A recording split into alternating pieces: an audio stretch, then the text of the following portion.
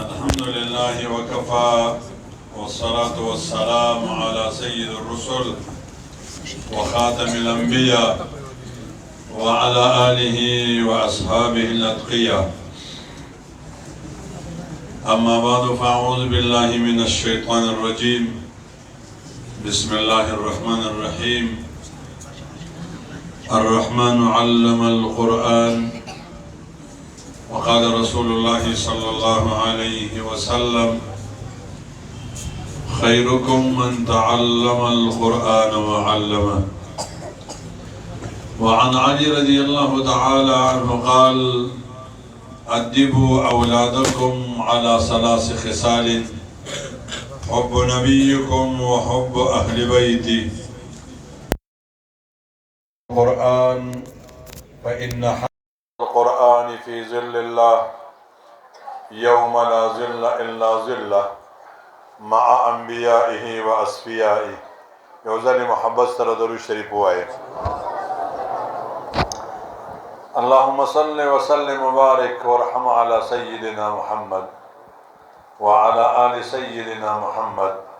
كما صليت على إبراهيم وعلى آل إبراهيم إنك حميد مجيد. د ډېر عمر نه چې زه په دې تقریرونو شروع شوی ما د پاکستان په ټول عرض کې تر کشمیر او تر کراچۍ تر بلوچستان او د خیبر پختونخوا د ټول عرض کې چې کومې مدرسې ته زه تللی ما د حفظ او د ناظرې دستاربندي وه او زما به پکې یو ارمان و چې داسې به یو ورځ راځي چې زما بچې به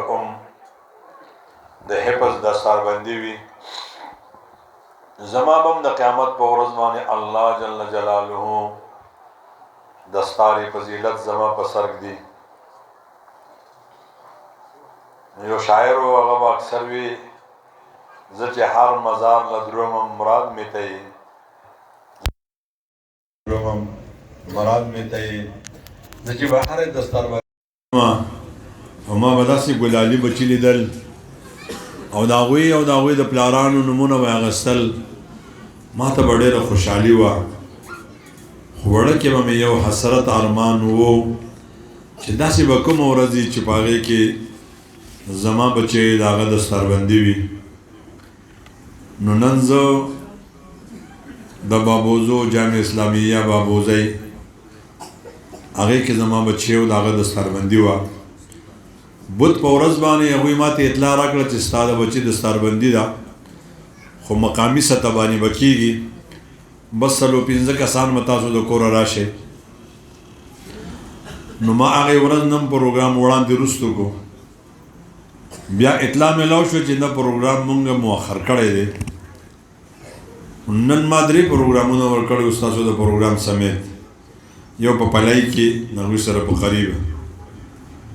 او یو دلته دی یو په کوګا کې دی. نو زه چې کله ورسېدم هلته کې نو هغې بابوزو مدرسې ته یې د بحرین یو غټ شیخ چې هغه دارالعلوم بنوري ټاون ته راغلی و بیا دارالعلوم حقاني ته راغلی و. نو زمونږ د بچو دستاربندۍ کې هغه شریک و او مونږ ته مسلسلاتو کې اجازت هم راکړو. نو نن دا زما د بچي دستاربندي وه. مولانا ما ته غوږ کې ووي چې ستا په دې تندي باندې نن د خوشحالۍ آثارو. نو ما وی چې دا خوشحالي به د صحیح ما ورته دا خوشحالي زما بچی نن حافظ شو. زما عزیزانو محترمو په تاسو کې چې کوم کسان ناست یې او د هغوی بچي پکې نشته نو د الله جل جلاله نه وغواړئ. دعاګانې تقدیر بدلی. دعاګانې ډېر لوی تاثیر لري. زمونږ استاد محترم او د ډېر بیشترو علما او استاذ د دې زمانې د غټو مشایخو د دارالعلوم حقانی غټ شیخ حضرت مولانا محمد ادریس صاحب دامت برکاتهم العالیه مونږ ته د درس په دوران کې یو واقعه وویله. واقعه داسې وویله چې زما مونږ معمول دا دی چې مونږ تهجد ټیم کې ټوله فیملی پاسو ماشومان واړه ټول مونږ چې پاسېدو زما یو ماشومه بچی ده هغه مور ته وایي چې مورې زما نظر کار نه کوي نو ما ورته وویل دا مخ وینځه دا سترګې ولې وینځه مخ او سترګې ولې وینځلې خو هغې نظر کار نه کوو نو زه درس ته رالم او خپل ورور ته مې وویل چې دا ته بوځه پېښور ته نو هغه ماشومه پېښور ته بوتله 11 بجې څه کم 11 بجې دورانیه ده چې په دې دورانیه کې طالبانو وقفه شوه او شیخ صاحب طالبانو ته وی چې داسې مسله ده زما د بچی نظر ختم شوی دی تاسو دعا وکړئ چې زما د بچی نظر الله واپس کړي په دغه دورانیه کې دوی د اسپتال نه چوټي شوي دي او چرګانو چوک ورته وایي اوس به ورته بل نوم وایي چېرته یا به ورته بچا خان چوک وایي یا به ورته ولي خان چوک وایي نو هغې چوک خواته وي چې موږ راورسېدو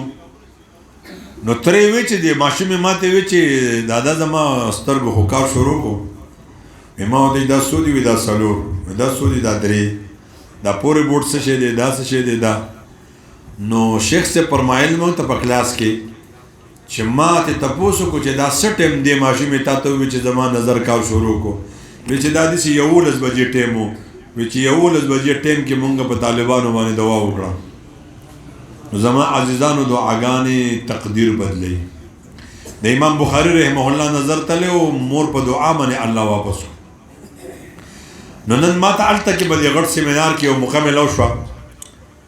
هلته هغوی ټول تقریرونه په عربۍ کې کول ځکه چې عربیان راغلي وو نو دا مونږ خو بیا په څه پوهېده نه نو زما په زړه باندې یو بوج و چې دا خلک به ټول خفه ناست دي او کور ته به هم خفه لاړ شي چې مونږ سره تللي وو هلته مو څه واورېدل دا سموال چې څو ښکلی تقریر وکړي دوی وي کافر مولا و ظالمه مسله وکړه نو هغه یو مولا چې تللی و غټ ښکلی تقریر وکړو نو چې کور ته لاړ نو ښځې ته یې ویل چې ښځې یو مولي صاحب راغلی و کافر مولا و څه عجیبه خبرې کولې ښځې ورته ویل چې څه یې پکې وي څه وایم ما او بس عجیبه تقریر وکړو وی نه وی یې پکې څه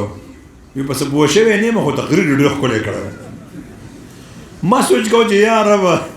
دا خلک چې واپس لاړ شي ښځو ته به څه وایي چې څه وي د مولانو یې څه په ځایلو وي د طالبانو یې څه په ځایلو وي اوس یې ډېر په ځایلو وي خو په عربۍ کې و نو په عربۍ کې خو نه پوهېدو یو دوه پښتانه تلي و عربو ته نو هغه دوه عربیانو چېرته جو به سره جګړه وه نو هغوی یو بل ته په عربۍ کې سکنځلې منځلې وکړه به یو بل راباندې کړو په دې کې پولیس ورسېدل د دوی ولاړو د دوی نه تپوس وکړو چې دا جګړه به څه راله وي خبر نه یو صاحب خو یو ورته څه آیتونه وي او بل ورته آیتونه وي چې به یو بل راباندې کړو مونږ خو عربۍ ته آیتونه وایو نو ما ډکې سوچ کوم چې یاره دوی ته به دوی به کور کې څه وایي نو بهرحال ما هغوی ته یو دوه څلور خبرې مخې ته کېښودې او هغه دوه خبرې تاسو ته ږدمه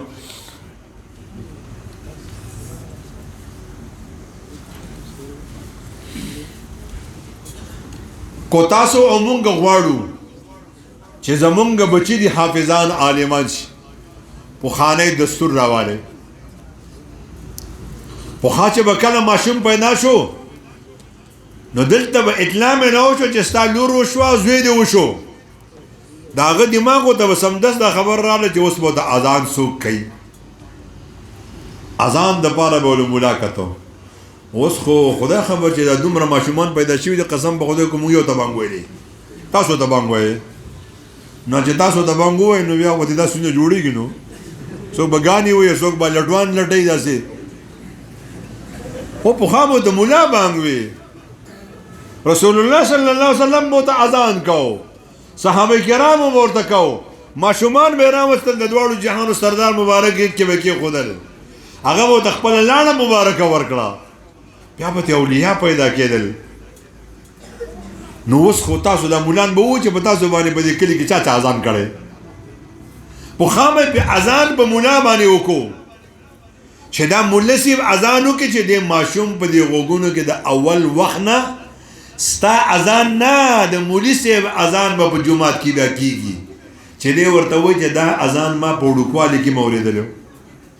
نو تا خو دغه یو اذان پټه کړی دی بیا خو ته کوې نه نو ستا د اواز سره به څه مانوس شي لومبی غم به ورله دا کوه بیا چې به کله ماشوم مور زانګو کې اچو نو بیا به ورته خویندې کېنولې نو زانګو کې به اچو نو څه به ورته وي چې زنګه ووایي څه به ورته وي الله شاء الله تاسې به ورته وایي که نه د ماشوم د ابتدا نه د زنګېدو تعبیر دی چې ته به په دنیا کې ګرځې را ګرځې نو ستا په غوږ باندې به یو صدا لګي الله الله چې دا صدا درته یادوي بیا چې به ماشوم لږ لږ د خبرو جوګه شو نو بیا به ورته میندې وی وایه بچیا بسم الله الرحمن الرحیم ابه نه شو ویلی نو دا ورانو جار ټکي به ویل نو یو ورځ نو بله ورځ نو بله ورځ زه به دروغ نه وم ځکه ما ته یاد دي د مشران به ناستي دلته کې ډېرو مشرانو سوره واقعه سوره مزمل سوره تبارک الذی الف لام میم سجده سوره یاسین دا د انغری په غاړه د خپلو پلارانو نه یاد کړي ولې هغوی به هره شپه وي او دوی ته به وی وایې اوس زمونږ مشران یې نه وایي مونږ یې نه وایو نو زمونږ بچي نشي زده کولی نو بیا به ورته د انغري په غاړه سبق وي او چې کله به بابا د ماسخوتن یې د ماښامې مونځ وکړو تسبیح به ورسره وي په لارې به را روانو ذکر به یې کوو چې کور ته به راغی ماشومان به ورته راغونډ شول ده به ورته بچي وایې الله الله ووایې الله الله الله الله د الله په دې نوم کې خو لوی اثر دی تاسو جومات ته راشئ یاره مولي صاحب چې دا څه وجه ده چې زه جومات ته راشم سم خوب رانه راځي دا مولان وایي په جومات کې سکینه نازلېږي نو سکینه نازلېږي ځکه تا له خوب درځي خو دا خبره نه ده ګورې واورې وروڼو دا مولان وایي چې زموږ دا مقتدیان څومره ودوی دومره به ښیي ولې که دوی وخې دوی ټیم پوره دی ټیم پوره دی اوس هم تاسو وایي چې ټیم پوره دی دا دومره شي مولان ناست دي هغه پوهېږي په مانځه باندې خو تاسو پوهېږئ خو تاسو دا زده کړي چې په څلور نیمې بجې مونځ فرض دی او په یوه نیمه فرض دی که د یوې نیمې نه یو منټه خوا کېږي مونځ قضا شو نو دا مولان وایي چې خدای دوی اوده شوې سکینې مکینې سره کار نشته خو چې ته څومره اوده نو دومره به ښایي زه به نه په ارام یم نو بیا به بابا ورته وی وایه بچیه الله الله نو ماشومان به وي الله الله دې سره به د هغوی په دې غوږونو باندې یو تسکین لګېدو خو چې یو څو بیرې به الله الله ووي سر به په بالغ باندې په ځای باندې کېښود بابا به زر زر وډبو او وی ما له ډوډۍ راوړی چې زه ډوډۍ وخورم چې ماسخوتن منزل ځم څه قیمتي لاړې به د ماشوم په خولې کې پاتې شو او اوس خو د ناوګۍ خو ټول افسران یې تاسو اچملې والا اوس خو بابا هم د ماسخوتنې تسپونه ټکو باسي او ټي وي ته راشي بچو دا خبرونه پکې ولګوئ چې دا 26واں بیل څنګه پاس شو دې د مانځه په باندې تاریخ خوري د چې راشي خبرونه واوري بچو هغه بل شی پکې ولګوئ ته اپنډوس والا بابا سپینګیری سره د خپل انګور نه او د لور نه سره د خپلو زامنو نه ټي وي ته کښېني ماښام ماسخوتن 9 او 11 بجې فلمونه او ډرامې او هر څه ختم شي او بیا بابا وی بس کې بچو سار به مانځه نه پاسئ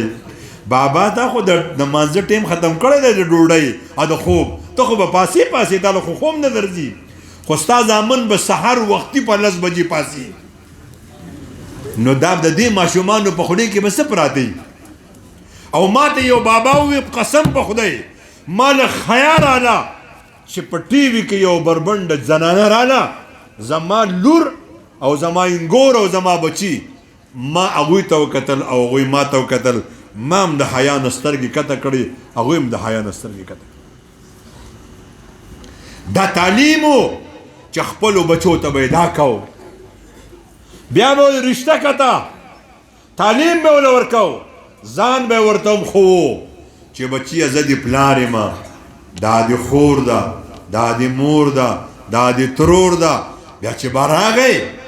پلار به راغی بچیه پاسه بابا ته دې ځای ورکه دادا ته دې ځای ورکه اوس تاسو جومات ته لاړ شئ حجرې ته که نه دا ماشومان تاسو ته نه پاسي تاسو ته ځان نه دی ښودلی تاسو تعلیم نه دی ورکړی ورته خپلو بچو ته دا تعلیم ورکئ چې ستاسو نسل دا د دین نه بهرور شي او دا ستا خیر کثیر شي ستا ښه وراثت شي ستا ښه اساسه شي چې سبا ته په قبر کې پروت یې فضایل صدقات کې یو واقعه حضرت ذکر کړې ده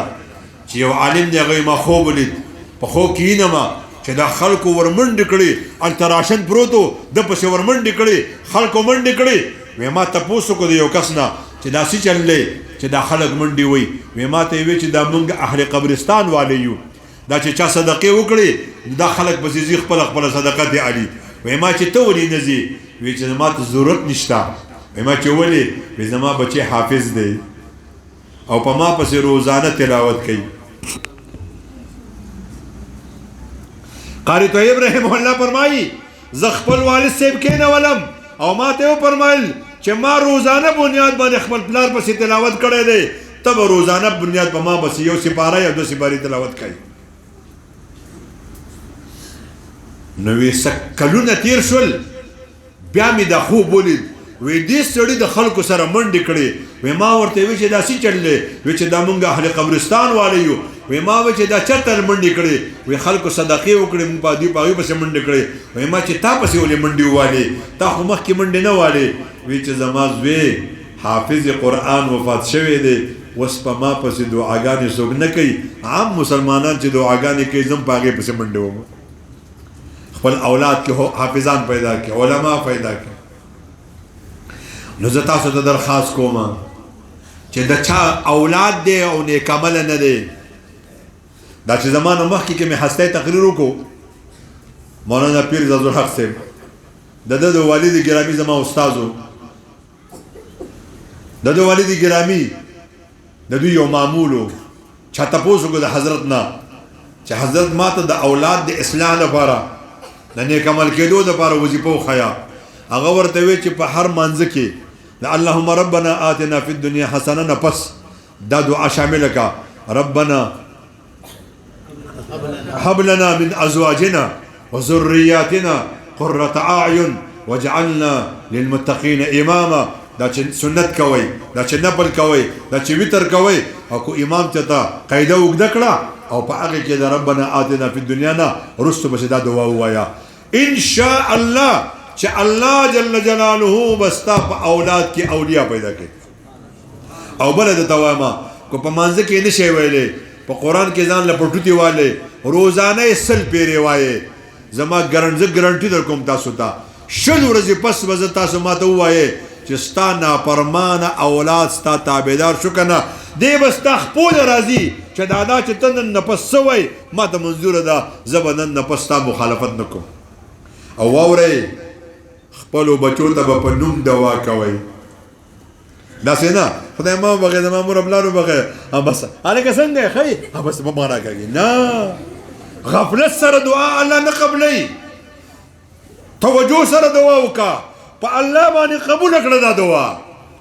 ما اوس هم هلته وویو تاسو ته بیا وایم والله العظیم زه چې د خپلو اسلافو ته ګورم شیخ الهند صاحب ته شاه ولی الله صاحب ته حاجی امداد الله صاحب ته حسین احمد مدني صاحب ته قاسم نانوتوي صاحب ته اشرف علي تانوي رحمه الله ته شیخ الهند رحمه الله حاجی عبدالوهاب صاحب شیخ الیاس صاحب شیخ محمد زکریا صاحب زما پیر و مرشد محمد عزیز الرحمن صاحب داګی بابا جی دیر بابا جی څه حیران یم د دوی پلارانو میندو ته چې څنګه یې په الله باندې دا خپل بچی قبول کړي د پلار دعا د یو سلو اولیاءونه د یو ګناهګار پلار او مور دعا د خپل اولاد د پاره د سلو اولیاءو نه زیاته قبول راځي روزانه خپلو بچو ته دعا وکړئ او په نوم ورته دعا وکړئ په نوم ورته دعا وکړئ ګوره چې ستاسو په اولاد کې نیکان پیدا کیږي او که نه پیدا کیږي او چې په تاسو کې څوک ناست یو بچي نشته او یا بچي شته خو په دې کې فارغ نه دي هغه هم د الله نه وغواړئ زکریا علیه السلام چې کله د مریم بیبي ځای ته ولاړ او دا بې موسمه میوې به یې کتې نو تپوس یې ته وکړو چې دا د کوم ځای نه راغلي دي دا بې موسمه میوې د کوم ځای نه راغلي دي د چا عمر پکې لوی د چا عمر پکې کم د چا پکې زیات څوک پکې مالدار او څوک پکې غریب دا پکې د کوم ځای نه راغلي دي نو هغې به فرمایل دا خو زما رب رالېږلي دي ماله هغې وخت کې هنالک دعا زکریا دغه ځای کې زکریا علیه السلام دعا وکړه ای زما ربه ماته وارث پکار دی الله یې دعا قبوله کړه شپږو شلو کالو عمر کې ورته الله بچي ورکړو پیغمبر بچي ورته ورکړو بزرگ ولی ورته ورکو سید او حسور ورته ورکو سردار ورته ورکو په الله باندې وغواړئ په تاسو کې د چا بچي نه یا په دوی کې نه نو الله نه وغواړئ الله ماتم داسې راکړي چې زما دپاره سرمایه شي او بچو تاسو ته وایم تاسو به نن د استادانو قدر هم کوئ نن ستاسو په دې کردار کې چې نن تاسو پټکي والي دي نن تاسو د قرآن په ناظري او په حفظ ختم وکړو ستاسو په دې سیس کې د علماو عمل دخل دی خو بچو پلاران چېرته هیر نه کوي چې لاړ شئ کور کې به د مور لاسونه ښکل کوي د مور خپو کې به کښېنئ د مور خپې به ښکل کوي د پلار لاسونه به خپل کوئ د پلار خپې به ښکل کوي شکر دی زما د پلار دعا وه چې نن زه په دې ځای ولاړ یم دا ټول مشران زما نه مشران دي په دې کې اکثر ځکه ممرۍ کې غټو غټو مجالسو ته لاړ شمه ما ته 100% دا معلومه ده چې دا زما د مور دعا ده او دا زما د پلار دعا ده ستاسو د پلارانو دعاګانې دي او پلارانو تاسو ته هم وایم چې دوی کور ته درشي د دوی د تندو ته وګورئ د دوی د سترګو ته وګورئ د دوی د لاسونو ته وګورئ چې دی تا سره سلام کوي ته د لاسونو ښکل کا 3 کاله دورانیه د په دې لاسونو قرآن راغستی د په دې سترګو قرآن ته کتلي چاته چې په مفتو کتو کې ثواب دی د ده دا سترګې ښکل کا د ده دا شونډې ښکل کا د ده دا تندې ښکل کا د ده دا لاسونه ښکل کا یا رب ډېر شکر دی زما کور ته دی نن د پیغمبر یو شکل ناوس چې کومې هستۍ باندې ستا قرآن نازلو نن هغه سینې سره زما د بچي سینه مشابه شوه نن به زما کور ته د پیغمبر انوارات راغلي یا رب ډېر شکر دی او تاسو ته هم بچو د کوم ځای کې خو سبق ویلی دی د هغې ځای قدر وکئ د هغې کتاب قدر وکئ د استاد قدر وکئ بېادبي ونه کوئ چېرته استاد له بد نومونه کې نه دی قدر وکئ قدر زر زرگر شناز قدر جوهر جوهری انشکروا لی قرآن کریم کې الله فرمایي لئن شکرتم لازیدنکم کو تاسو به دې ناظره خوشحاله شوئ کو تاسو به دې حفظ خوشحاله شئ الله به تاسو علما کی الله جل جلاله ستاسو دا ناسته او ستاسو دا ختم په خپله درګاه عالیه کې قبول او منظور کی او الله جل جلاله دې د ډېرو خیرات او برکاتو سره تاسو او مونږ مالامال کی او استادانو ته درخواست کوم استادانو تاسو هم د خپلو بچو ته دعاګانې کوئ کتابونو ذکر کړی دي چې کم استاد شاګرد ته دعا نه کوي نو د استاد ته د والو حق نه دی حاصل الله جل جلاله دې د دې استادانو په علومو کې او منونو کې برکت واچي و آخر دعوانا الحمد